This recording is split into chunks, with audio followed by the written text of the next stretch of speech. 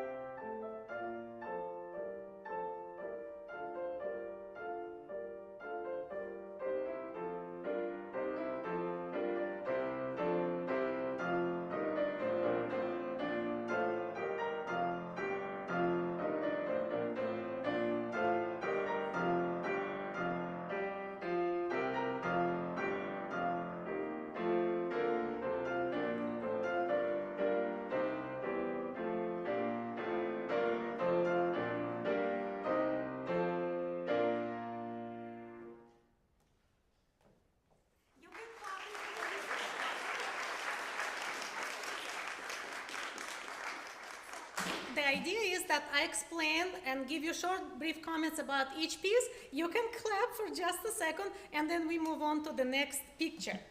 So the first picture in that exhibition, that Mussorgsky saw was the gnomus. And this is Hartmann's original drawing. So the gnomus is an unhappy creature. He is short, he has crooked legs, he walks with a limp, he is unhappy, he doesn't have anybody who likes him, and he is desperately looking for a friend, but he can't find a friend. And look back, this is how music by Modest Mussorgsky inspired modern artist Natasha Turovsky. So this is her image of the gnome. And this gnome, the creature, reminds me of Mussorgsky's fate. Because he lost his wealth, he felt unsettled, and you know what?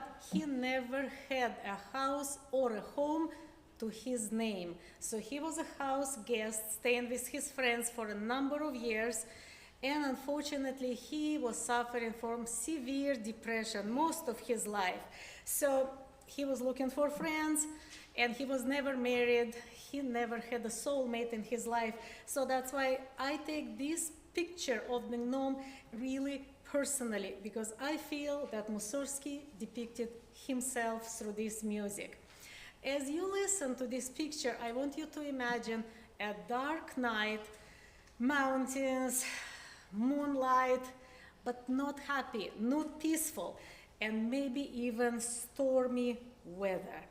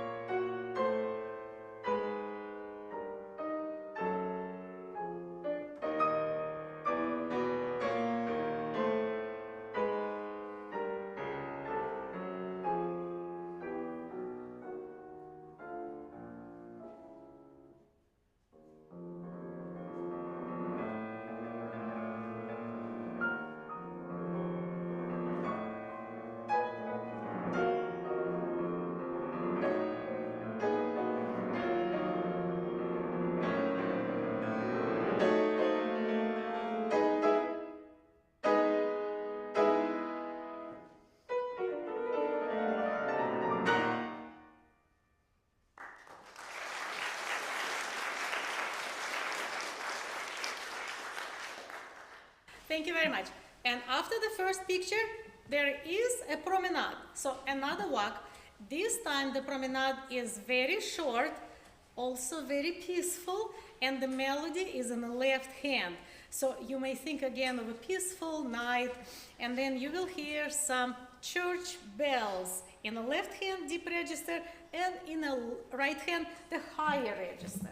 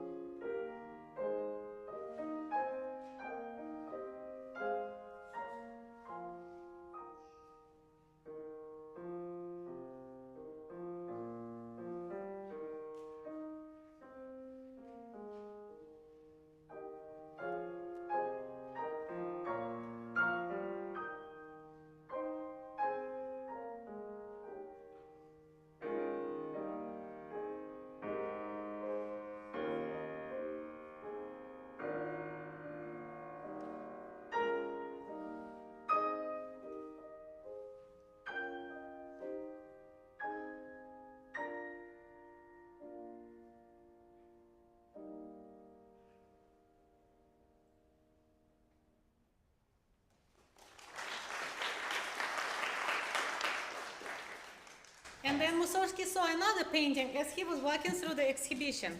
This time he saw ruins of an old castle.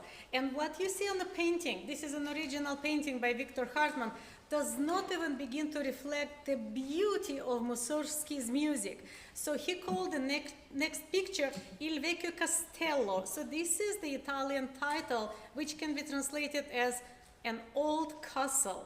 So as you listen to this mysterious music from Middle Ages, you may want to imagine some dark secrets that the ruins possess. And you can imagine maybe a love story that didn't end well. You can think of Romeo and Juliet. So tragic love. And how do we know that? Because the picture is in a minor mode. It's kind of sad and melancholic. So let's listen. You're now in Italy. Let's go to the old castle.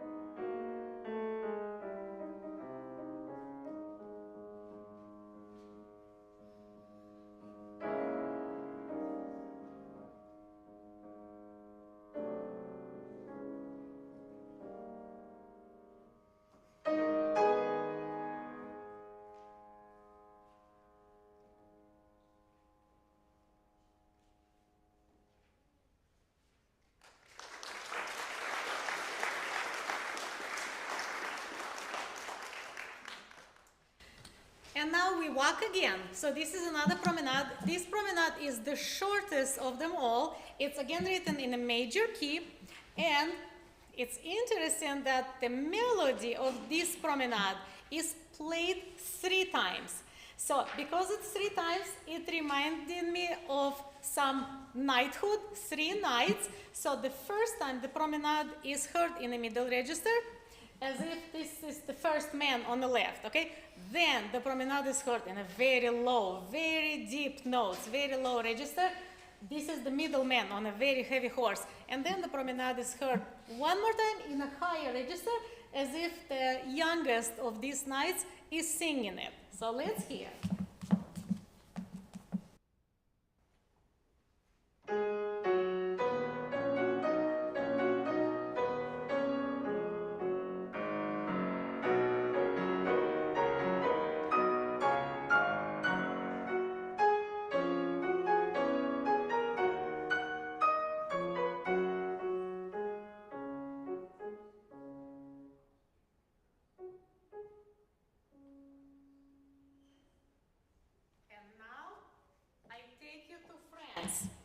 And you're going with me to Paris, to Tuileries Gardens. So these gardens are behind the King's Palace, behind the Louvre. And in those gardens, there, during the daytime, lots of children, lots of nannies, lots of babies. And so Mussorgksy calls this picture Tuileries, and the subtitle is Children Quarreling After Play. So in music you hear how children are arguing with each other, so they want to play with the same toy. And of course one wants to have the toy and then the other grabs the toy, and the nannies are trying to comfort those children. And then we hear, oh gosh, it's a commotion. And then everybody's quieting down, and the picture ends with a blissful memory of your own childhood.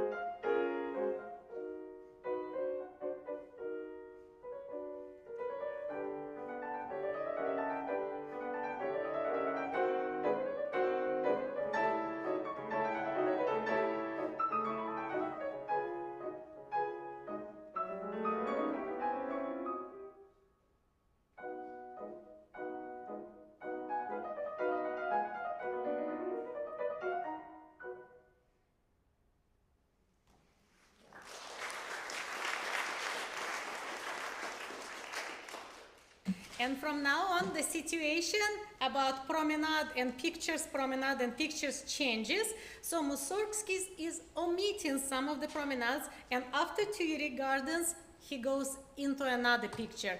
This time, the picture is really tragic.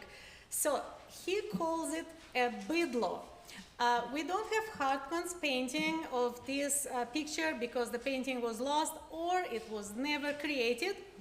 Nevertheless, some of the sources translate the word Bydlo as a Polish ox cart, so very heavy cart with large wheels and 2 big animals, big ox pulling it. Now, the Russian translation of the word Bydlo is a derogatory term of the poor and the lowest classes. It's called the rabble. So, as you listen to this picture, in music, you will hear heavy steps, you will hear an effort, you will hear endurance. So in 19th century, they were using child labor, and look at these pictures of these kids' faces. So they have nobody else to help them, they just have to survive. And so the picture is quite dramatic. So Mussorgksy, since he lost all of the wealth, he didn't become an angry man. Instead, he started to associate himself with the lowest classes, even though he was an educated aristocrat, but he had a big heart, so he was suffering with them. Okay, so I'm going to leave this picture, which is close to what you hear in music.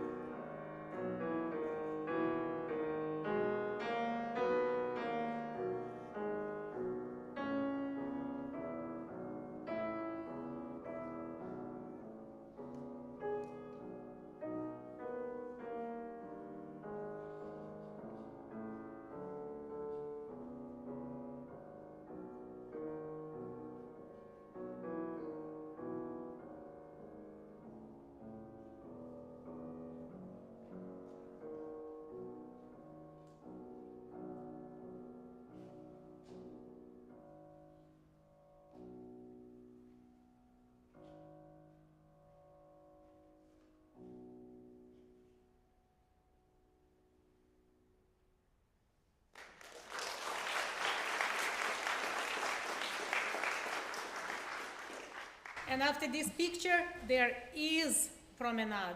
And this time, the music of the Promenade is for the first time in a minor key. So we hear the composer's compassion towards the lowest classes. So let's listen.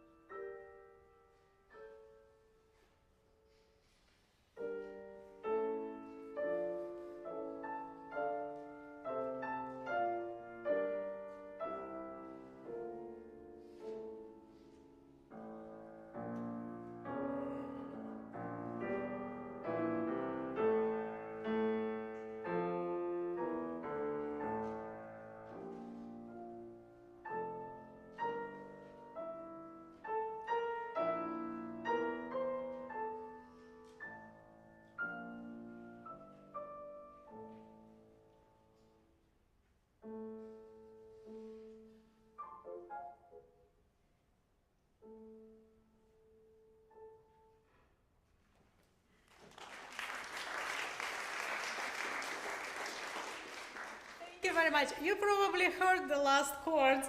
The last chords were predicting the next picture, which has the funniest possible title, Ballet of the Chicks in Their Shells.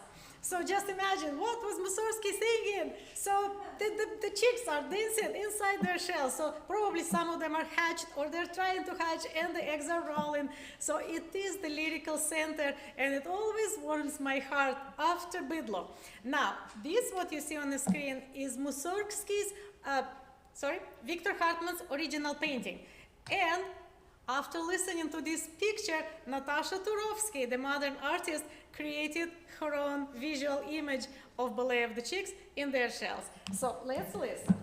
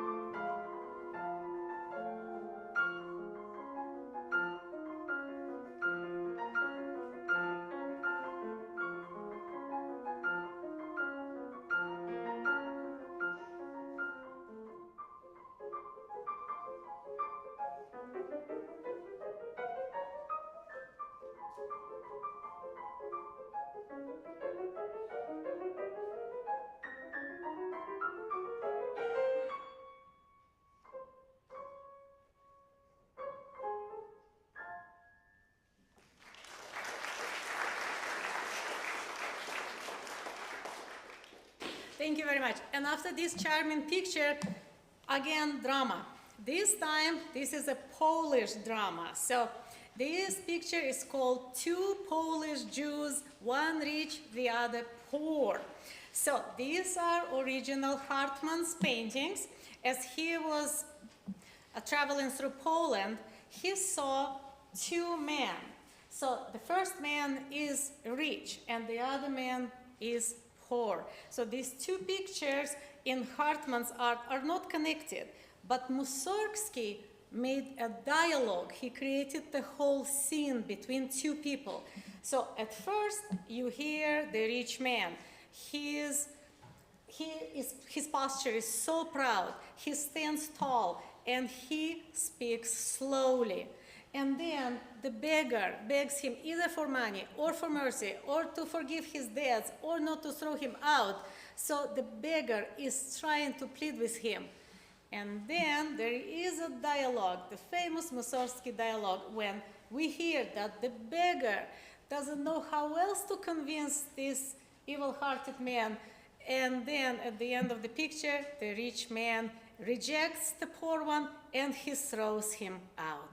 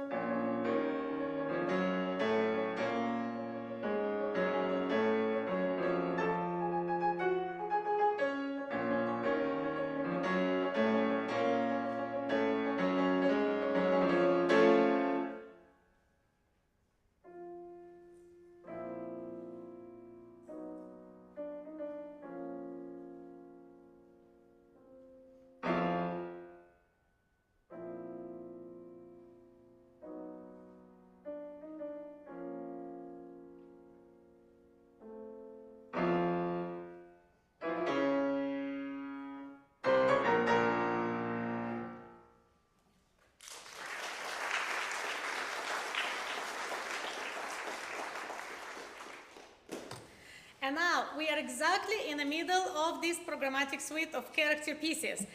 And Promenade, that you will hear for the 5th time, believe it or not, is very similar to the very first Promenade that opened the whole suite. So it is similar in this, it's written in the same key, it has the same structure, almost the same number of bars, but this time, this Promenade has the melodies played simultaneously in both hands, and then left hand plays in a very low register. So it doesn't seem that this is like a peasant song anymore. It seems heavy, as if there are horses, knighthood, and it is more dramatic because of the lower register. So you can think of a story of an ancient time, how people are telling each other ballads from the old times, how the knights used to fight, and then how they were killed, and they were dead, and they had to start rebuilding the life back to normal. Promenade number 5.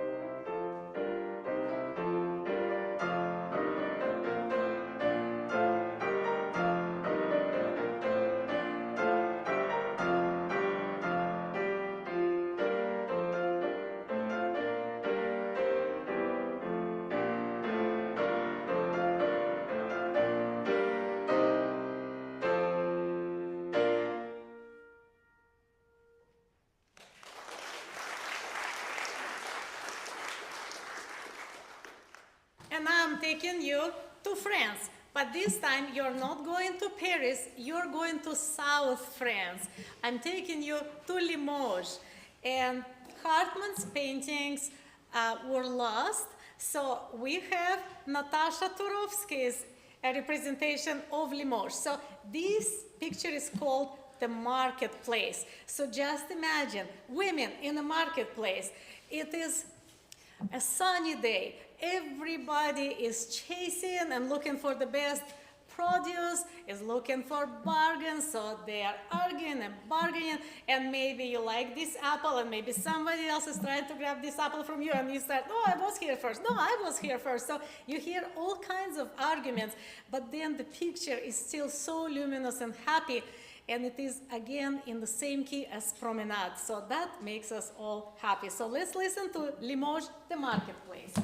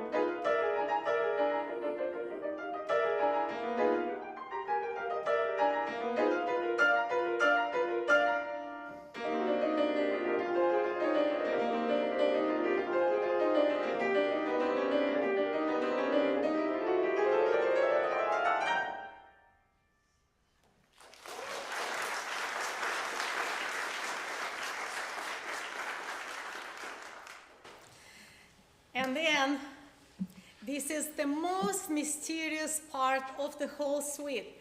I'm taking you again to Paris. This time, this gorgeous picture is split in two sections. And the first section of the picture, called Catacombs, has a subtitle, The Roman Tomb. So apparently, Victor Hartmann was interested in visiting Parisian catacombs, and he drew this picture. Okay, so on the picture you see a tour guide on the right. So he's carrying a lantern, and then two men in tall hats. So they are visitors. And guess what? One of these men in tall hats is actually Victor Hartmann. And then if you look closely, in the right corner at the bottom, you see a niche full of skulls.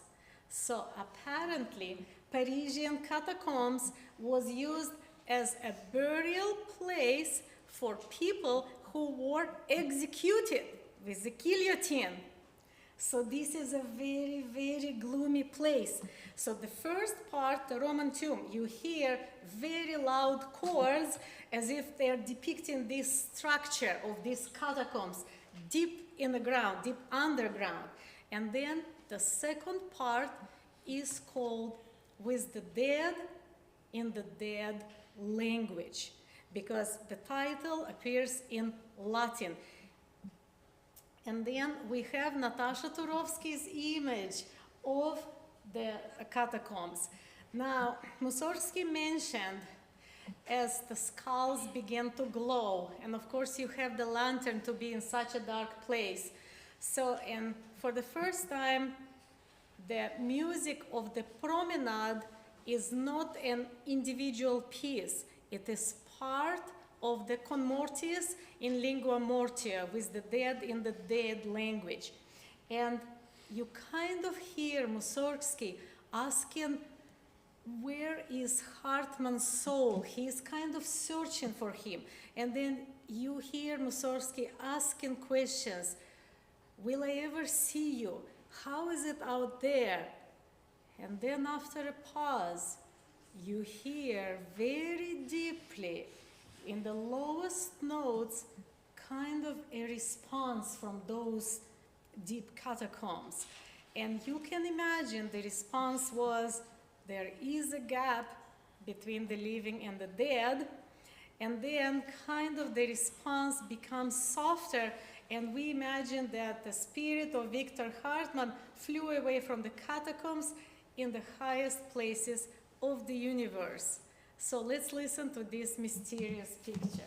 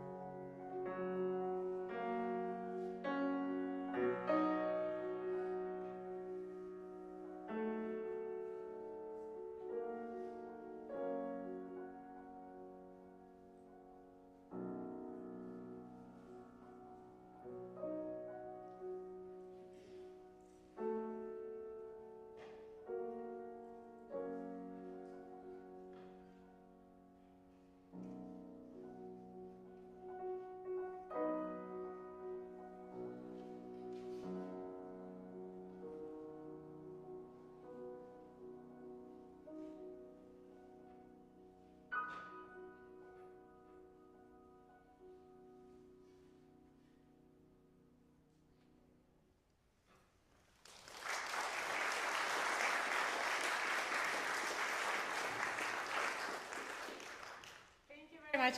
And now you're going to hear the funniest pictures.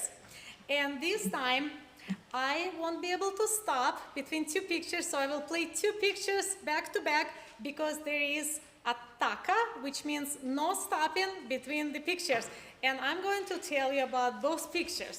So the first picture is called The Hat on Fowl's Legs. And this is Hartmann's, not a drawing, but it's actually the sketch for a wooden clock. So on the clock, you see that this is a hat on hen's legs. And guess what? An evil witch, Baba Yaga, lives in that hat. And she is a sorceress. And then she flies in her mortar through the depths of the forest. She hates human race. And she can make that hat of hers to dance on those hen's legs around, and then the hat can walk and run all over the place. And once again, this is the image of the modern artist Natasha Turovsky of Baba Yaga's hat. So just imagine her, Baba Yaga, flying on her broom, and she is looking for human beings in the depths of the forest. So those travelers who are lost, she will find them. She will pretend to be very nice to them. She will cast magic spells on them. She will feed them. She will put them to sleep, and then she will bake them, and she will eat them. So she is a hideous, disgusting creature with the bony leg. And then, as we hear how she is looking for the next victim, we, luckily for the human being, we hear nice chords, and we understand that the human being came into the city, and the city gates shut in front of Baba Yaga, and Baba Yaga slammed into the gate because she was not allowed in the beautiful city. So when the great gate starts, you will immediately hear the mood change, the mode change. There are very many dissonant, harsh-sounding chords in Baba Yaga, but when you're listening to the music of the great gate, you will hear nice chords. And this is again Hartmann's original drawing. This was his design of a city gate. And in the center, you see a headpiece of a woman, and then the bell tower has a headpiece of a warrior. And then in the middle of the woman's headpiece, you see what you see, it's an icon. So in the Slavic tradition, when you go through the gate, you have to bow, and you have to ask permission, and you have to praise and thank God for your success in that city. And you have to achieve and ask for blessing to even be in that city. And so, as you listen to this gorgeous music of the Great Gate, you can imagine these beautiful white stone churches with the golden domes, and then you will hear some religious chanting. And then the chanting becomes more expressive and more emotional. And then you will hear some celebration. So secular celebration, you will hear people in the street, so they are chanting. And then this last picture, it crowns the whole cycle, and you will hear a lot of church bells, which is a tradition for those churches. So I'm going to leave two pictures for you, one of the Baba Yaga and then the Great Gate.